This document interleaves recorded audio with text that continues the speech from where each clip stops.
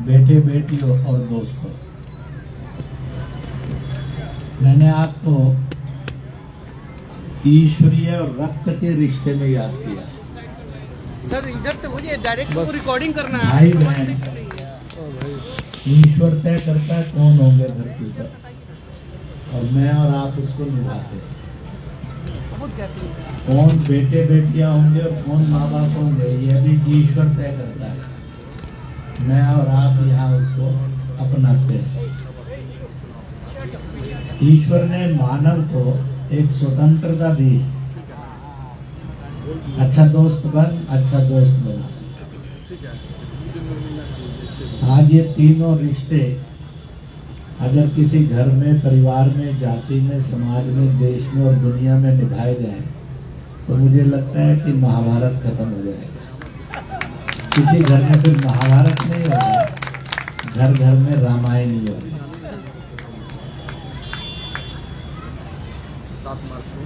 शोभा बढ़ा रहे केंद्रीय मंत्री डॉक्टर सीपी ठाकुर जी, 2 बार के सांसद अरुण कुमार जी, बिहार के विधायक और मंत्री रहे राम सूरज जी, इस यज्ञ के मुख्य यजमान रामबली माझी जी, पंचम धाम न्यास के महासचिव शैलेश वत्स, नेटवर्क 10 न्यूज चैनल के मालिक एम.ए. तमन्ना जी, मोटिवेशनल स्पीकर दीपक ठाकुर जी, सिकंदर जी, निवेदिता निर्विकार जी, राम जी, पिंटू जी, शिव पूजन जी, पटना मेयर के सपुत्र शिशिर कुमार जी, उपस्थित भाइयों बहनों और दोस्तों, कुछ बातें आपके सामने रखता हूं।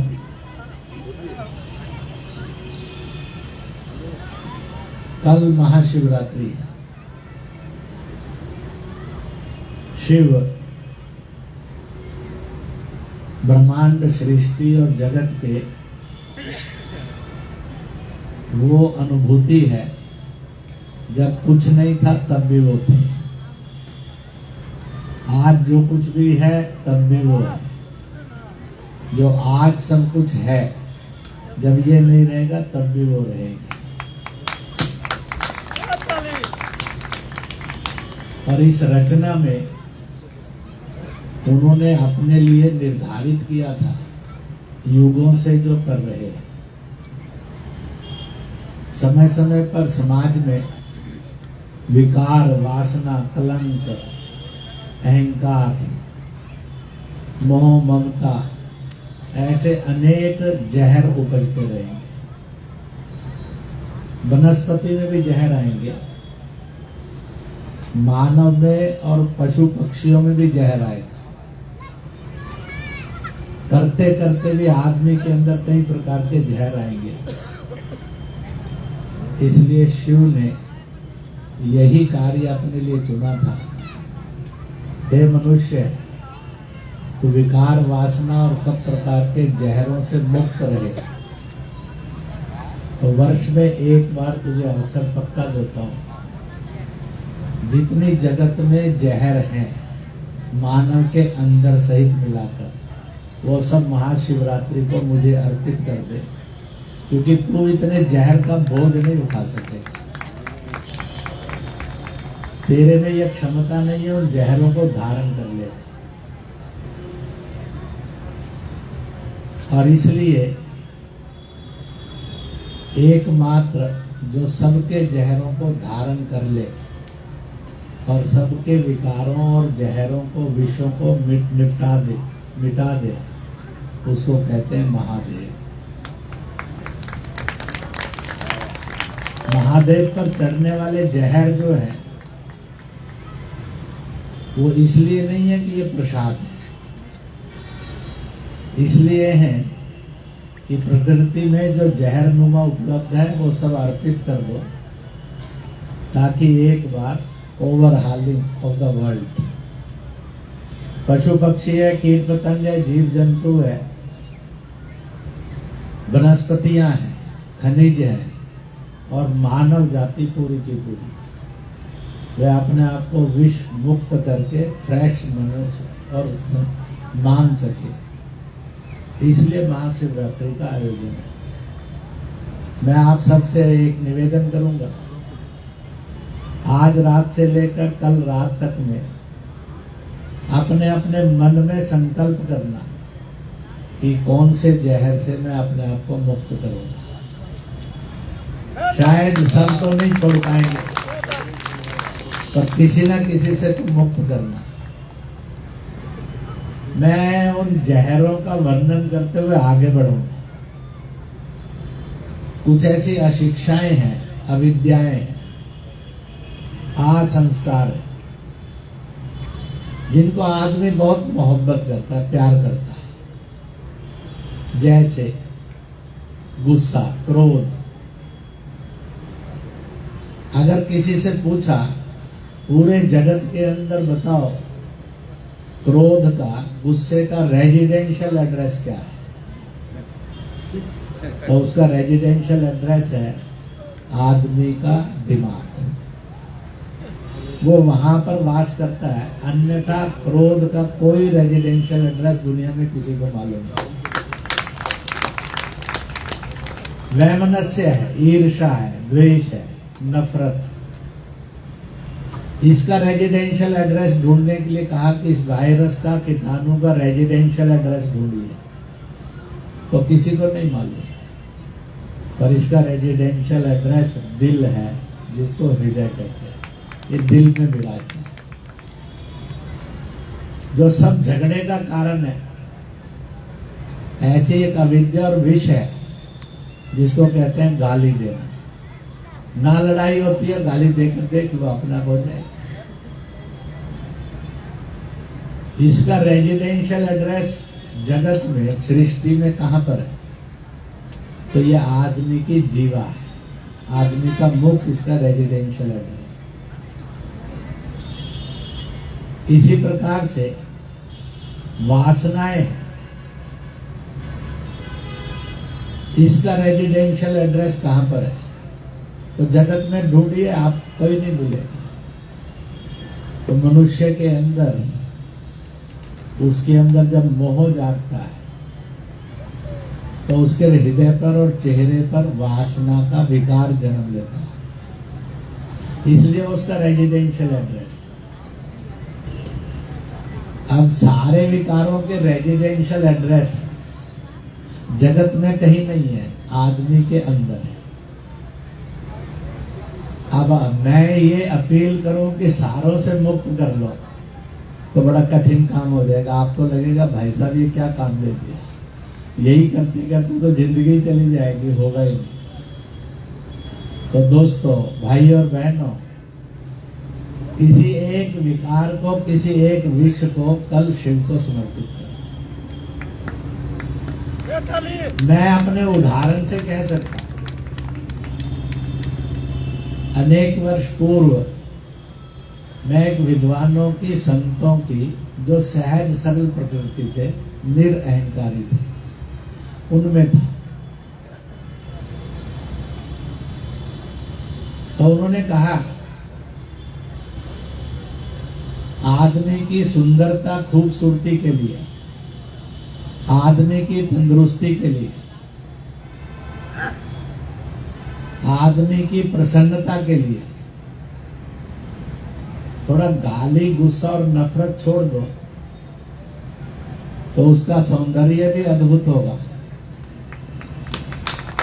वो उसकी प्रसन्नता भी अद्भुत होगी, उसकी तंदुरुस्ती भी अद्भुत होगी।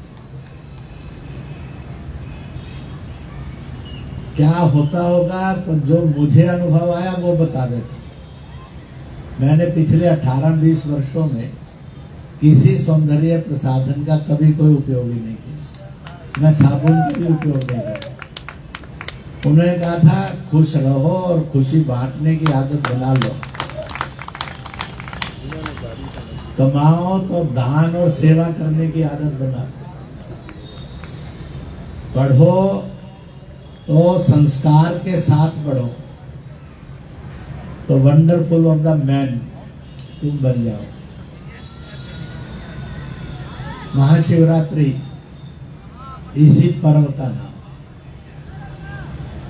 और यह पर्व जो सृष्टि को ही नहीं, ब्रह्मांड को ही नहीं, जगत को भी, जगत सही सृष्टि और ब्रह्मांड को भी विकार मुक्त, वासना मुक्त करते हुए आदमी को भी शीतलता, सुंदरता, तंदुरुस्ती और उसके जीवन के अंदर खुशहालियों को प्रकट करता है।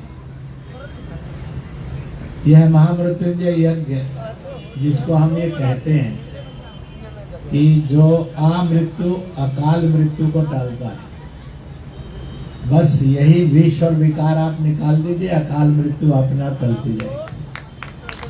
उसको आने के रास्ते बंद कर दीजिए, आप गाली दंड देना बंद कर दीजिए, आपको पता लगेगा जिंदगी में बड़ी शांति आ गई, घर में भी शांति आ गई, मोहल्ले में भी शांति आ गई है, दफ्तर में भी शांति आ गई। पढ़ाई करने के लिए, रटने के लिए, याद करने के लिए, ज्ञान की बातें करने के लिए इतने विषय हैं, तो यह विषपूर्ण विषय, इनसे मुक्ति की व्यवस्था त्रिदेव ने मिलकर शिव को दी, शिव आज तक निभाते आ रहे हैं। कितने युग हो गए मालूम नहीं, और कितने युग और बीतेंगे ये भी मालूम नहीं। इसलिए महामृत्युंजय यज्ञ इसलिए किया गया। जो जो आपको और बताते होंगे वो भी सब ठीक है, पर जो हर एक जन को समझ में आ जाए उस ज्ञान को मैंने आपके सामने रखा।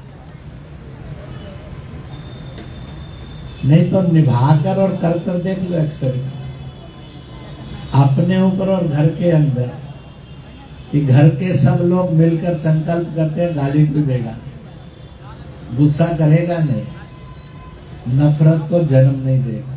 इतना ही करके देख लो, आप देखिए कितना तेज गति से आपके पूरे परिवार जीवन के अंदर परिवर्तन आएगा, समाज जीवन में भी परिवर्तन आएगा। एक बात और कहता हूं, एक बड़ा सुंदर वाक्य है, क्या लेकर आया था क्या लेकर जाएगा, खाली हाथ आया था खाली हाथ। इसको सच मानते हैं और सही मानते हैं वो जरा हाथ खड़ा कर। भारत माता की जय, देवों के देव महादेव की जय, सनातन धर्म की जय। और ये एक सच है। मैं विश्वविद्यालयों के कार्यक्रम में गया हुआ था, वहाँ 5-7 प्राध्यापकों ने और उच्च शिक्षा प्राप्त करने वाले छात्रों ने जो PhD वगैरह कर रहे थे, ये वाक्य लिखकर एक कागज पर भेजा, और लिखकर भेजने के बाद उन्होंने एक प्रश्न खड़ा किया। ये जो वाक्य है, क्या लेकर आए थे क्या लेकर जाओगे, खाली हाथ आए थे खाली हाथ जाओगे, इसकी इंटरनल सोल, इसकी आंतरिक आत्मा या इसकी आंतरिक प्राण कौन क्या है, या इतना ही है। जो मैंने सुना था, पढ़ा था, समझा था, प्राप्त किया था, उसके आधार पर मैंने कहा इसकी अंतरात्मा है, सतकर्म से आए थे और सतकर्म से जाएंगे। दोस्तों, बाकी सब चीजों में बोझ है। आपके पास वस्त्र है, कोठी है, मकान है, कारें हैं, आपके पास तरह तरह के आभूषण है, घर में टीवी होगा, बाकी सब चीजें होंगी, सब बोझ युक्त है। ये आदमी को ढोनी पड़ती है।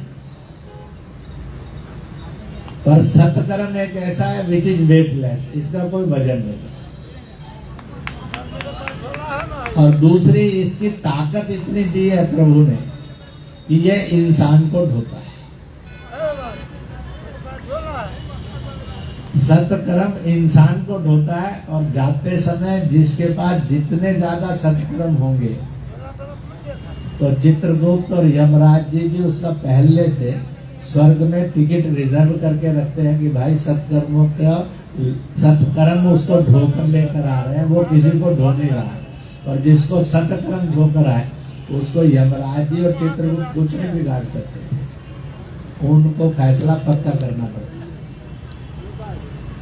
इसलिए भारत विश्व गुरु क्यों कहलाया, सोने की चिड़िया क्यों कहलाया, ज्ञान विज्ञान के अंदर का नेतृत्व करता क्यों कहलाया, क्योंकि यहाँ गरीब और अमीर, इस जाति का उस जाति का, इस धर्म और उस धर्म से ऊपर उठकर उसको एक ही क्वालिटी प्रभु ने दी थी कि जिंदगी के अंदर सत्कर्म सत्कर्म सत्कर्म करता जा, हमेशा आनंद में रहेगा, सुख में रहेगा, प्रसन्नता से रहेगा, सम्मान से रहेगा।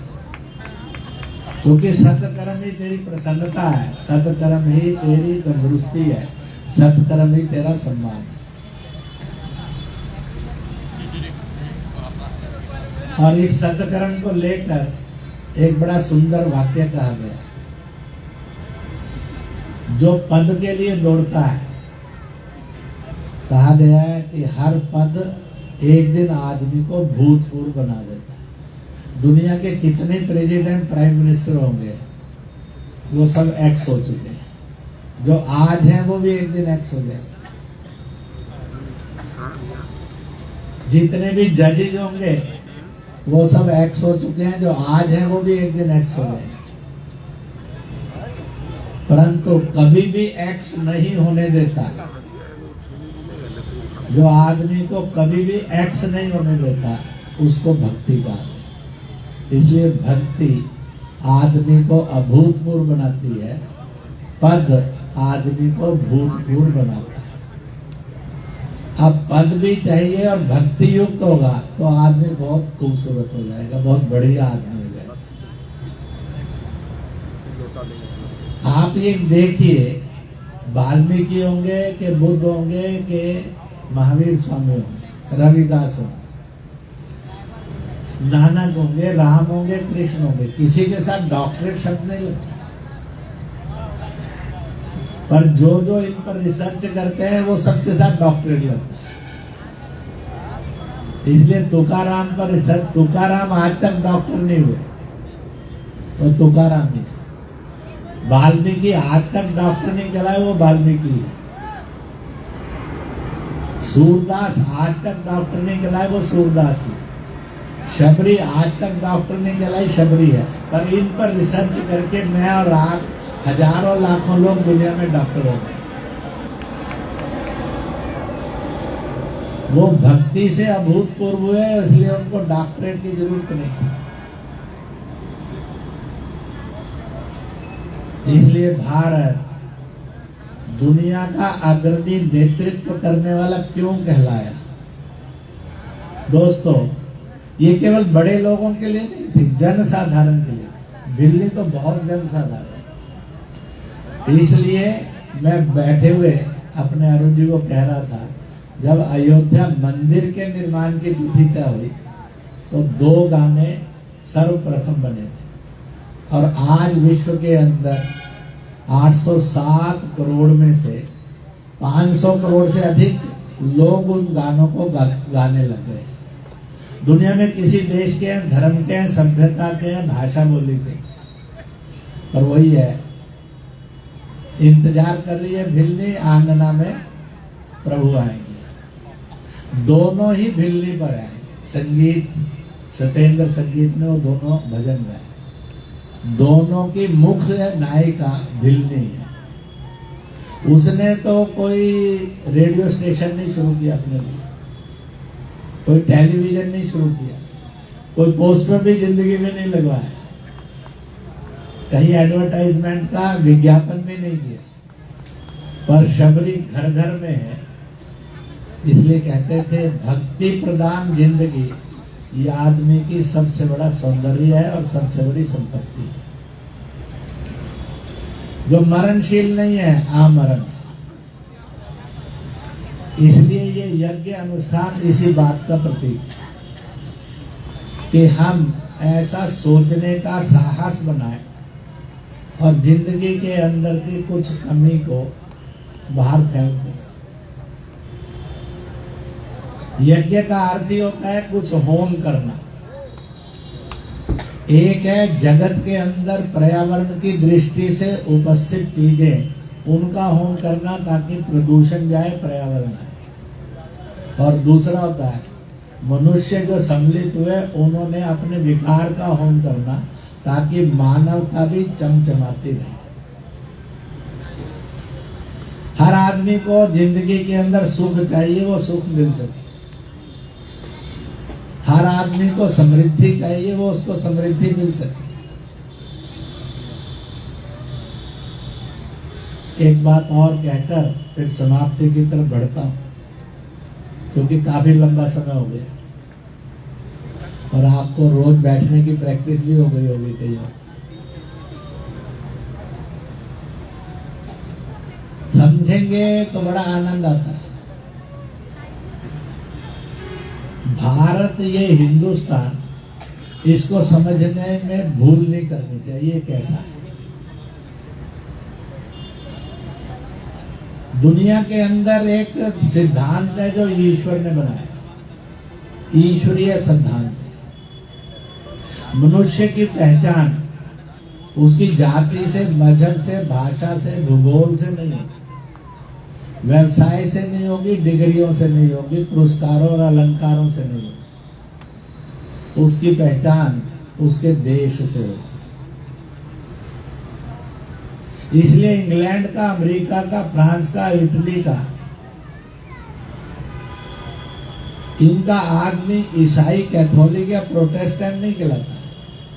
ब्रिटिश कहता है, अमेरिकन कहलाता है, वह फ्रेंच कहलाता है, इटालियन कहलाता है। अरब का, तुर्किस्तान का, पाकिस्तान का, ईरान का, इराक का, लेबनान का आदमी मुसलमान, शिया या सुन्नी, अहले हदीस और अहले सुन्नत नहीं कहलाता है। वो अरबी, तुर्की, ईरानी, इराकी, लेबनानी कहलाता है, पाकिस्तानी कहलाता है। इसी प्रकार से हान वान नहीं कहलाता है। रूस, चीन का आदमी चीनी और रूसी कहलाता है। जापान, वियतनाम, लाओस का आदमी बुद्धिस्ट नहीं कहलाता है कि महायानी है, थेरवादी है या वज्रयानी है। वो जापानी, वियतनामी कहलाता है। दोस्तों, हम बड़े किस्मत वाले, भाग्यशाली। हमारा सबसे पहला नाम आया वो आर्यव्रत था, इसलिए दुनिया कहने लगी ये आर्य लोग। उसी समय में ज्ञान और भक्ति और विज्ञान की और समृद्धि के कारण हमें एक और नाम मिला, भारत। इसलिए हम भारतीय कहलाए। फिर हमें एक और नाम मिला, हिंद। हम उससे हिंदू कहलाए, हिंदवी कहलाए। हमें फिर एक हिंदुस्तान मिला, हिंदुओं को रहने वाला स्थान, हम हिंदुस्तानी कहलाए। अंग्रेज आए, उनको पता नहीं क्या षड्यंत्र था दिमाग में। उन्होंने कहा नहीं साहब, आप तो इंडिया है। उन्होंने कहा कि आप इंडियन है। हमने ना आर्य नाम का विरोध किया, ना इंडिया का किया, हमने सारे मान लिए। हम ही आर्य हैं, हम ही भारतीय हैं, हम ही हिंदुस्तानी हैं, हम ही हिंदू हैं, हम ही इंडियन हैं। ये एक सच था, सच है और सच सदा रहेगा।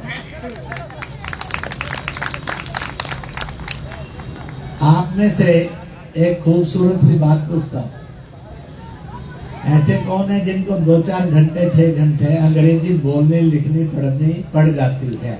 वो जरा हाथ खड़ा कर। हाँ, वकीलों को, जजों को तो पढ़ती है, मास्टरों को भी पढ़ती है, बाकियों को।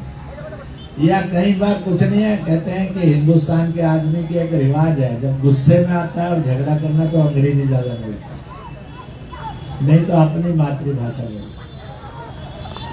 मैं एक जजेज कॉन्फ्रेंस में था कुछ दिन पहले। मेरे से पैसे जिस डीजीपी ने, जिस राजनेता सुब्रमण्यम स्वामी ने और उनके भाषण हुए, माफी मांगते हुए अंग्रेजी में ज्यादा बोले, बाकी में कम। मेरे बाद सुप्रीम कोर्ट की जो जज महिला थी, अध्यक्षा, उसने भाषण दिया।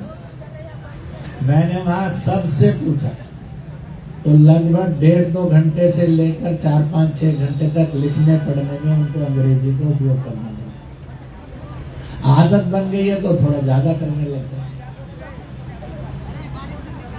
अब वो शौच बोलने की जगह पोटी बोलना पसंद करते हैं, तो वो रुमाल बोलने को भी हैंड करचीफ और हैंकी कहना पसंद करते हैं।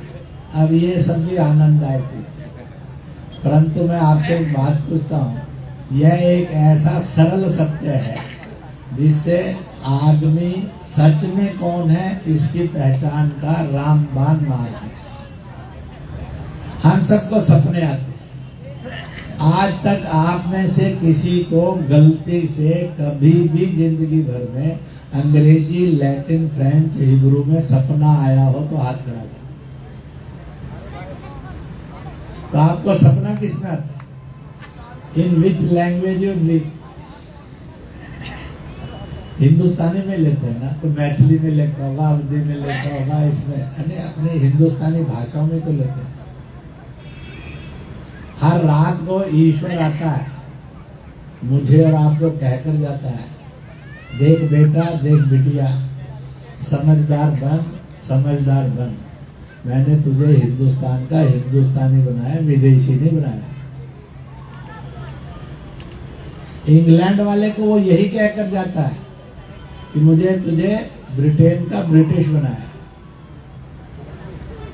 अमेरिका वाले को यही कहकर जाता है, मुझे तुझे अमेरिका का अमेरिकन बनाया। ऋषि सुनक और कमला हैरिस, ये दोनों राष्ट्रीयता से और नागरिकता से ब्रिटिश और अमेरिकन नागरिक हो गए। पर जब चुनाव लड़े तो सारी दुनिया ने लिखा भारत मूल के, इंडियन ओरिजिन। किसी ने नहीं लिखा ब्रिटिश ओरिजिन, किसी ने नहीं लिखा अमेरिकन ओरिजिन। तो ओरिजिन तो नहीं बना। तो हम सब का पहला ओरिजिन जिस गांव में हम जन्मे, दूसरा ओरिजिन जिस जिले में हम जन्मे, तीसरा ओरिजिन हम जिस प्रदेश के हैं, चौथा ओरिजिन जिस देश के हैं, और पांचवा है इस धरती माँ के। धरती माँ के ओरिजिन से हम सब इंसान हैं, मनुष्य हैं, मानव है। प्रदेश के ओरिजिन से हम सब बिहारी, और ओरिजिन में देश का नाम बदलता है तो इंसानियत का, मानवता का, लोगों का नाम भी बदलता है। 1947 से पहले ढाका और लाहौर का आदमी हिंदुस्तानी कहलाता। विभाजन हुआ, पश्चिमी पूर्वी पाकिस्तान का आदमी पाकिस्तानी कहलाने लगा। फिर विभाजन हुआ, ढाका की तरफ का आदमी बांग्लादेशी होगा, उधर का पाकिस्तानी रहेगा। मैंने एक बार पाकिस्तानी और बांग्लादेशियों से डायलॉग करते हुए कहा था, कोई मान लो 10-20 साल बाद कोई घटना ऐसी घट जाए, फिर लगे कि आपको कुछ बदल करना है, तो भाई पुराने हिंदुस्तानी फिर से बन जाए ना, झंझट ठीक हो जाए। तो और नया नाम लेकर बखेड़ा मत खड़ा कर। You have changed your identity 3 times. Now come to the original identity. इसलिए भारत का ये सत्य था, है और रहेगा और अमिट है। वो कौन सा है? ये अफगानिस्तान से लेकर म्यांमार तक का भारत गिना 1857, हिमालय से हिंदमालय। उससे पुराना ढूंढना हो, चाणक्य के समय का या हर्षवर्धन के समय का, विक्रमादित्य के समय का, तो कुछ नहीं है। थोड़ा इंडोनेशिया से लेकर ईरान तक महाभारत काल के अंदर का ये भारत है। आज नहीं है, कहीं नहीं लिखा, कल नहीं हो सकता। परंतु एक खूबसूरती को ध्यान रखना चाहिए, और उस यज्ञ के मूल में वो है। वो कौन सा है? इस्लाम के सब रिलीजन 73 है, क्रिश्चियनिटी के सब रिलीजन 229 है दुनिया में। जिसको सनातन कहा गया, हिंदू कहा गया, भारतीय कहा गया, उसमें शैव वैष्णव शाक्त होंगे, प्रकृति उपासक होंगे, मूर्ति उपासक होंगे, तो यज्ञ उपासक होंगे, प्रतीकों के उपासक होंगे, ग्रह नक्षत्रों में। उसमें राधा स्वामी होगा, निरंकारी होगा, ब्रह्म कुमारी होगा, कबीर पंथी होगा, दादू पंथी होगा, ऐसे वाल्मीकि होगा, रविदासिया होगा, उसमें मध्वाचार्य, बल्वाचार्य, जितने भी होंगे, जितने हैं और जितने और पैदा होंगे। हो सकता है कोई 10 लोग गुफ्तगू कर रहे हो, यार एक नया मजहब और चला लो। 126 की गिनती है। इसके अतिरिक्त 10-12 धर्म और दुनिया में है। पारसियों का है, यहूदियों का है, हान का है, वान का है। ये सब मिलाकर भारत एकमात्र देश है, हिंदुस्तान हिंद एकमात्र देश है, हिंदू एकमात्र, भारतीय एकमात्र, इंडियन एकमात्र समाज है। हिंदुत्व भारतीयता एकमात्र संस्कृति और सभ्यता है, जहाँ पर दुनिया के जितनी भी जाति उपजाति हैं, रिलीजन और सब रिलीजन है, सब पाए जाते हैं। इसके अतिरिक्त कोई देश नहीं है दुनिया में। कोई मुस्लिम देश नहीं जिसमें सब मुस्लिम फिरके हों, कोई ईसाई देश नहीं जिसमें सब ईसाई फिरके हों, कोई बौद्ध देश नहीं जिसमें बौद्धों के सब फिरके। जो सबको स्वीकार करे और सम्मान करे, लोग उसको कहें ये कट्टरपंथी है, सांप्रदायिक है, समझ लेना थोड़ा मेंटल केस है। और जनता उनको निपटाना भी जानती है। जिन्होंने सनातन के सत्य का मजाक करने की कोशिश की, अभी पिछले 3-4 महीने के अंदर जनता जनार्दन का चमत्कार देखी। थोड़ा अखिलेश भटके, वहां की जनता ने उपचुनावों में उसको बता दिया, भाई भटक मत, सही रास्ते पर चल, निपटा दिया। थोड़ा खड़गे साहब और बुजुर्ग आदमी और थोड़ा राहुल जवान आदमी भटके, लोगों ने उनको निपटा दिया हर राज्य के अंदर। थोड़ा केजरीवाल भटकना शुरू हुआ, भटकता भटकता ज्यादा ही भटक गया, जनता ने वहां की निपटा दिया। आप क्या करेंगे मुझे मालूम। कहते हैं कि जो ना समझे वो, तो इसलिए सत्य और सही को स्वीकार करना, अपने अंदर के पाप को सत्य और सही पर लादना नहीं, बल्कि उसको दूर करना। मैंने ऐसे नेताओं से पूछा था कि आप लोगों को गंदगी परोसने में मजा क्या आता है, तो एक बड़े खुले दिल के आदमी, अब वो बिहार और उत्तर प्रदेश की सीमा पर रहते हैं, कुछ इधर को है कुछ उधर को है। उसने कहा इमरीत जी हमारे पास है ही गंदगी, तो परोसेंगे कहाँ से, मिठाई या अमृत परोसेंगे कहाँ से।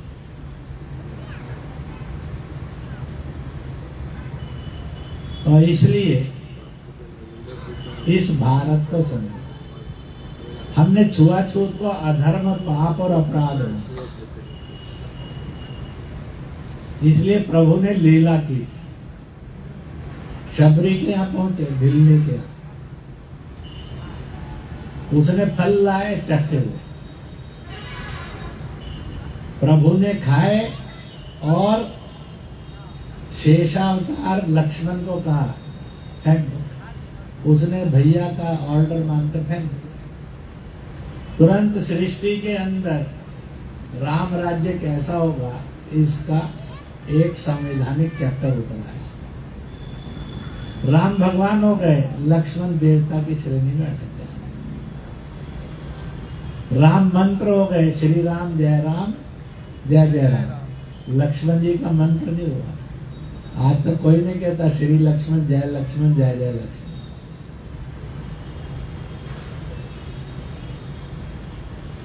आप देखेंगे कोई भी दो मिले, गैर हैं कि परिचित है, राम राम ताया, राम राम दादाजी, राम राम बहने, राम राम बुआ जी बोलते, किसी ने बोला आज तक लक्ष्मण लक्ष्मण भाई जी, लक्ष्मण लक्ष्मण आते। प्रभु ने लीला रची थी कि युगों तक जिस रामायण को मानव निर्माण का काम करना है, उसको सुख समृद्धि देनी है, खुशहाली देनी है। उसके जीवन में संस्कार देने। तो उन्होंने इस कहानी को रचकर सरल करके हर एक को समझा दिया। छुआछूत अधर्म था, पाप था, अपराध था, है, रहेगा। इसलिए यह यज्ञ इसलिए होते हैं ताकि सब छुआछूत के विकार से विश्व से मुक्ति हो जाए। इसलिए भारत के अंदर पूजा पद्धतियों पर कभी झगड़ा नहीं हुआ। एक आदमी खड़ा था, राम नाम था, वो शैव भी है, सनातनी भी है, वो वैष्णव भी है, वो शाक्त भी है, वो कबीर पंथी भी है, वो जैन भी है, बुद्ध भी है, नानक भी है, सब धर्मों में। इसलिए हमारे यहाँ कन्वर्शन नहीं था। आपको जो पूजा पत्ती अच्छी लगती है वो पूजा पत्ती लो, नो प्रॉब्लम। इसलिए अपने अपने धर्म पर चलो। दूसरे के धर्म की ना निंदा करो, ना धर्मांतरण करो, ना कट्टरता के साथ झगड़ा करो, दंगा करो। और इस प्रकार से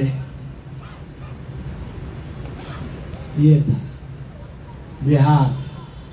हम अनेक जाति उपजातियों का प्रदेश, अनेक भाषा बोलियों का प्रदेश, हम अनेक प्रकार की वेशभूषाओं का, खान पान का प्रदेश, हम अनेक देशी और विदेशी मत पंथों का 99.999% इस हिंदुस्तान में जो इस्लाम और ईसाई मतावलंबी है वो पूर्वजों से हिंदू थे और ये पूर्वजों को भी बदल नहीं सकते। आप ईमान बदल सकते हैं, पूजा पत्ती बदल सकते हैं, पर आप पूर्वज नहीं बदल सकते। इसलिए 26 जनवरी पर जब इंडोनेशिया के राष्ट्रपति आए तो उन्होंने भी कहा, किसी ने पूछा नहीं था उनसे, अपने आप उन्होंने सत्य का अनुसंधान करते हुए बोला कि मैंने भी अपना डीएनए चेक कराया, मेरा डीएनए भारतीय है।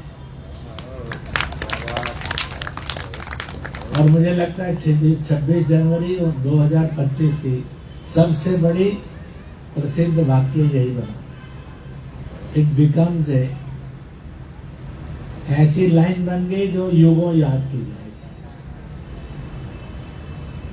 तो अगर वहां का इस्लाम मतावलंबी इस सत्य को स्वीकार कर सकता है, मैंने 15-20 लाख मुसलमानों से भारत में डायलॉग किया, 1 लाख के लगभग ईसाइयों से भी किया, बौद्धों और नव बौद्धों से भी 10-15 लाख से किया, अन्य जनजातियों से भी किया, अनुसूचित समाज से भी खूब किया। मुझे लगता है कि समय आ गया है जब सांप्रदायिक दंगों से मुक्त, छुआछूत से मुक्त, प्रदूषण से मुक्त, नारी शोषण से मुक्त, जो गरीब है, दुखी है, पीड़ित है, कमजोर है, असहाय है, निर्बल है, उसकी उपेक्षा से मुक्त, सबके लिए ममता और मदद वाला बिहार बने। इन शुभकामना और संकल्प की शक्ति के साथ इस महायोजन का विचार किया गया। आपने 8-9 दिन से इसको निभा रहे हैं, कल आखिरी दिन है, तो मन में संकल्प लेना। नहीं तो लोग बड़े मजेदार पूछते हैं, मुझे प्रेस ने आज भी पूछा, कल मैं दिल्ली में था एक कार्यक्रम में, वहां भी पूछा था, महाकुंभ, मैंने कहा पहली विशेषता उसमें बदबू नाम की कोई चीज नहीं थी। करोड़ों लोग आए, करोड़ों लोग चले गए, इसलिए इन्फेक्शन नहीं थी, इन्फेक्शन फ्री था। इसलिए किसी कोने में कोई नाक पर कपड़ा रखकर खड़ा हो गया, बड़ी बदबू आ रही है, तो ऐसा नहीं था। मैं 3 बार गया हूँ, 2 बार खूब स्नान किया है, तीसरी बार कार्यक्रम ऐसे बन गए गलती से, और फ्लाइट और ट्रेन इतनी लेट हो गई कि समय बड़ा शॉर्ट बना, कार्यक्रम भी निभाने मुश्किल हो गए।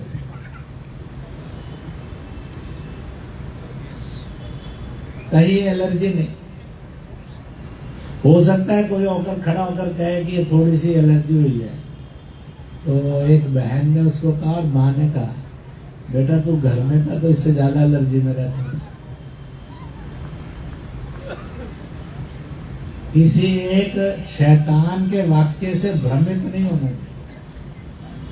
जल पवित्र था, पवित्र है। वो जल है जो युगों से मानव के विकारों को ढो रहा है और उसको भी पवित्र करने की क्षमता है। और वो आदमी उस माँ पर दोष करे तू अपवित्र हो गई है, इस पाप को जिंदगी में कभी कर मत लेना, बहुत महंगा पड़ेगा। आपके दान पुण्य भी बेचारे माइनस हो जाएंगे। माँ पवित्र थी, है और सदा रहेगी, इसीलिए माँ कहलाती।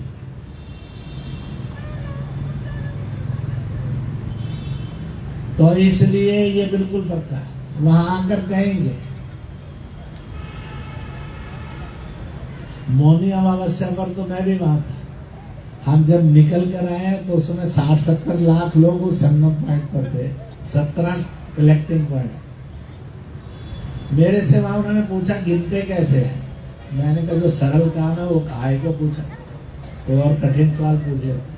मैंने कहा कि इस मेले के अंदर मुझे जो पता लगा है वो 18 एंट्री पॉइंट है, वहां सब गिनती के यंत्र लगे।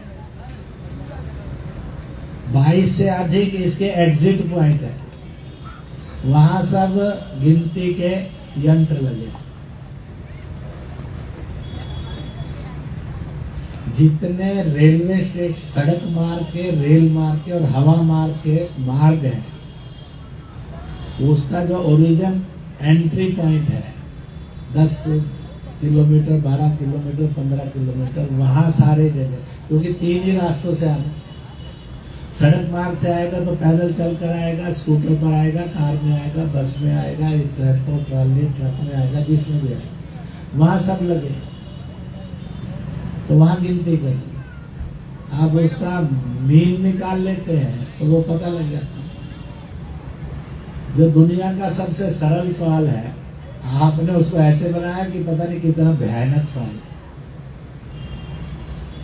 हो सकता है बेचारा नेताजी पढ़ाई में कमजोर रहे होंगे, इसलिए बेचारों को कुछ सूझा नहीं, तो यही करना।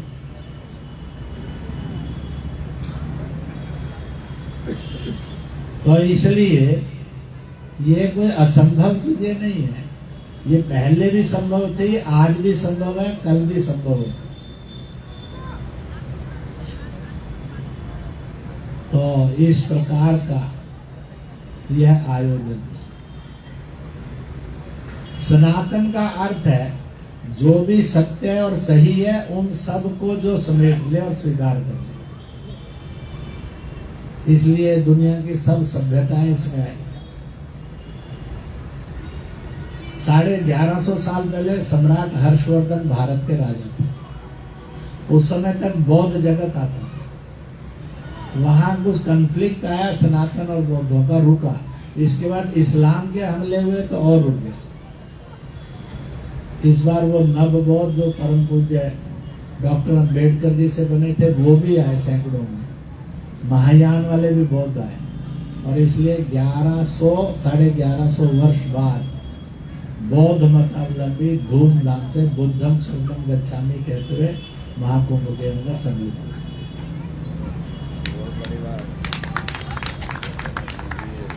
मैंने आपके सामने कुछ बातें रखी हैं इस विश्वास के साथ कि इन सब बातों को अपने अंदर भी धारण करें और बिहार को भी धारण करें। एक मॉडल स्टेट बने। भारत सरकार की भी इच्छा है, बिहार सरकार की भी इच्छा है, बिहार के जन जन की भी इच्छा है, देश की भी इच्छा है। मैं कभी बहुत जब छोटे थे तो हंसते हुए कहा करता था, भगवान जी आप हरियाणवी लाल नहीं कहलाए, पंजाबी लाल नहीं कहे, मराठी लाल नहीं कहलाए, गुजराती लाल नहीं कहे, बिहारी लाल ही कहलाए। बोल बांके बिहारी लाल की। अब वहाँ बांके हरियाणवी लाल की जय नहीं, ना मलयाली की जय है, ना गुजराती की जय, ना मराठी की जय, बिहारी की जय। जिस बिहार को ये स्टेटस मिला ऑटोमेटिकली, क्या हम उस स्टेटस के विरुद्ध जाकर कुछ करेंगे या उस स्टेटस की मान्यता को प्रतिष्ठित करने वाले बने?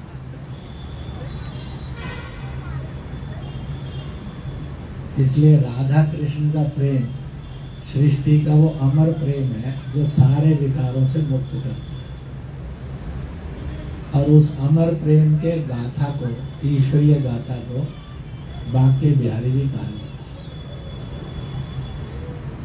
इन्हीं शब्दों के साथ और इसी विश्वास के साथ मैंने कुछ बातें आप सबके सामने कही हैं। और कोई ना कोई एक संकल्प विकार मुक्ति का भी करिए और कोई ना कोई कार्य करने का भी करिए। मैं कुआं होगा, तालाब होगा, बावड़ी होगी, नदी होगी, कुछ भी होगा, कभी जल स्रोत को गंदा नहीं करूंगा। कर सकते मेरे द्वारा हर सप्ताह जिसको भोजन नहीं है उसको भोजन मिलेगा, जिसको कपड़ा नहीं है कपड़ा मिलेगा, परंतु एक सत्कर्म रोज मेरे द्वारा जरूर होगा। आप सब बैठे हुए ऐसे लोग हैं जो कर सकते हैं, कोई ना कोई होगा। और एक बिल्कुल मुफ्त का काम है। दवा से दुआ में ताकत ज्यादा होती है, तो इतनी तो दुआ कर ही सकते हो कि सिंध, लाहौर, मानसरोवर, ढाका कभी हमारा था फिर से हमारा हो। खोया जन भी और खोई जमीन भी फिर से मुख्य धारा में है। अगर अफ्रीका 54 देशों की यूनियन हो सकता है, यूरोप 20 देशों की यूनियन हो सकता है, हम भी 20, 30, 40, 50 देशों की यूनियन हो सकते हैं। सीमाएं युद्ध मुक्त होंगी, शांति और सद्भाव वाली होंगी।